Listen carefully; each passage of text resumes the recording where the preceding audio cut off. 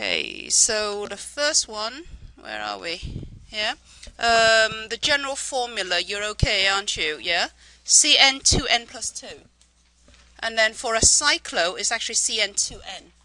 It's not it's not 2N plus 2 anymore, because you've got to lose 2 hydrogens in order to connect up the ring. Are we okay with that? Okay. And then this, I think, is worth seeing. I made this up for you.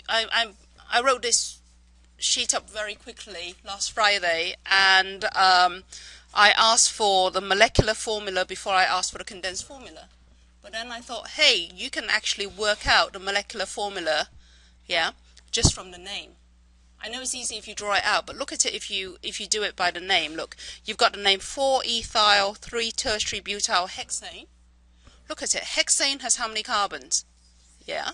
Tertiary butyl is 4, and ethyl is 2. That's a quick way, isn't it? And then you can see that you've got 12 carbons. It's an alkane. So the general formula is CnH2n plus 2. So you end up with C12H26. Is that right? Okay. By the way, somebody has noticed that I really should have called this 3-ethyl 4-tertiary butyl. Yeah. But hey, it's okay. Yeah. Yes? Because E comes before T. Yeah, tert is a part of the name. Alright, so that's the how to work that one out. Condensed formula, okay? So for the condensed formula, I actually find it easier to draw out the structural. So I go hexane 1, 2, 3, 4, 5, 6. Then carbon number 3 has a tertiary butyl. Carbon number 4 has an ethyl. That's easy, isn't it? Okay, and then to do this, you basically go CH3, CH3, CH2, CH2, etc. And I think that should be okay. Now, up till now, you shouldn't have any problems, right? Now, I wanted a Newman of a C3, C4, and what I said was, well, just look at it like this. There's 3 and 4, so just list underneath C3 the groups coming off it: a tertiary butyl, an ethyl, and a hydrogen which is not written. On the C4, I've got an ethyl, ethyl, and a hydrogen. Okay, then draw it up, and I tend to draw it staggered, and I tend to draw it anti. If I don't specify, just drawing it staggered is probably the easiest thing. If I don't specify anti or gauche, you can draw either. And that's fairly straightforward, isn't it?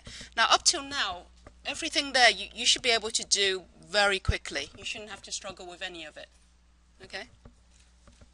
And now here, I've got 2 cyclopropane. That's okay, isn't it? I heard somebody say, why is it on number 2? Does the 2 refer to the cyclopropyl or refer to the propane? Yeah, it's where the cyclopropyl is, but it's number 2 on the propane chain, isn't it? Alright, so that's okay. And then here, 2-methylpentane. And did I catch anybody here? Are these isomers? No, why not? They have different molecular formula. It's as simple as that. Okay? So I think we're okay. This one, name this compound, and I find it easier to see it in this form. Okay? So what I've done is, recognizing when I've got a double Newman, I got a cyclohexane ring. Right? So I said this methyl group, I started at the back. At the back there's an ethyl group. So the back carbon is C1. So that's the back carbon C1, C2. C3 is the back carbon. This is C4. Okay? So this is C4 here, and this is up equatorial, because this is up. You see? On the same carbon, there is the down. Alright? So is a wedge methyl group, and the ethyl group is also up, so it's a wedge ethyl group. We okay with that? So the name is cis-1-ethyl 4-methyl. Okay? Because they're both up. And here I explain why, why not call it cis-4-ethyl 1-methyl, just swap the numbers. And I'm saying, well, what you have to do is to number them with the lowest locants. So the lowest locants are 1 and 4. Who gets the 1 and who gets the 4? give it to the ethyl, because the ethyl is alphabetically before methyl. Yeah, makes sense. Okay. And then how did you do with this one? This one's the most challenging one.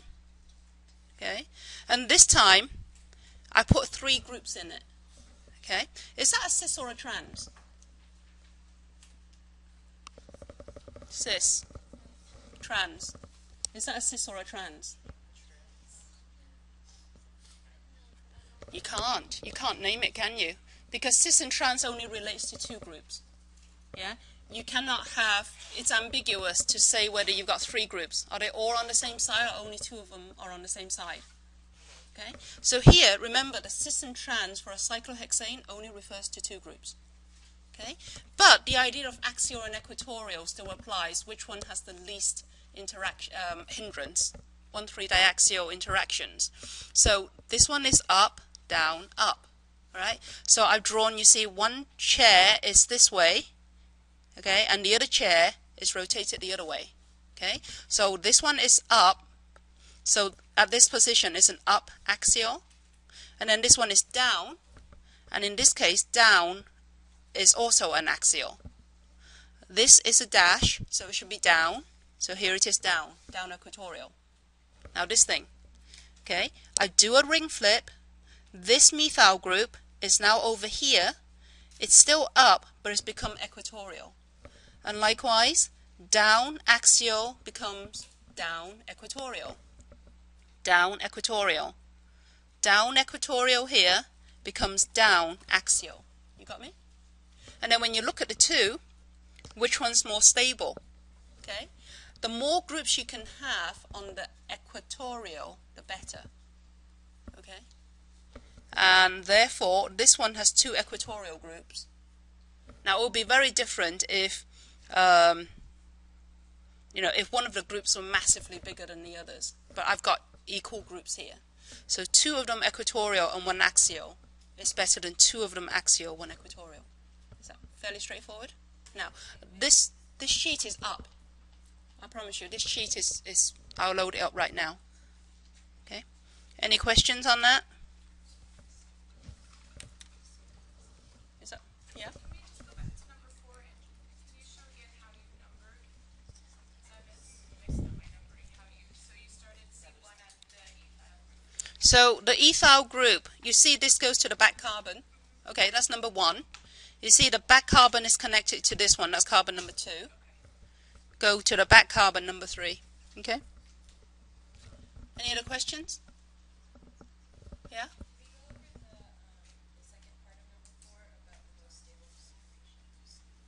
This one? 4 or 5? Not the most stable conformation, the name. Is there?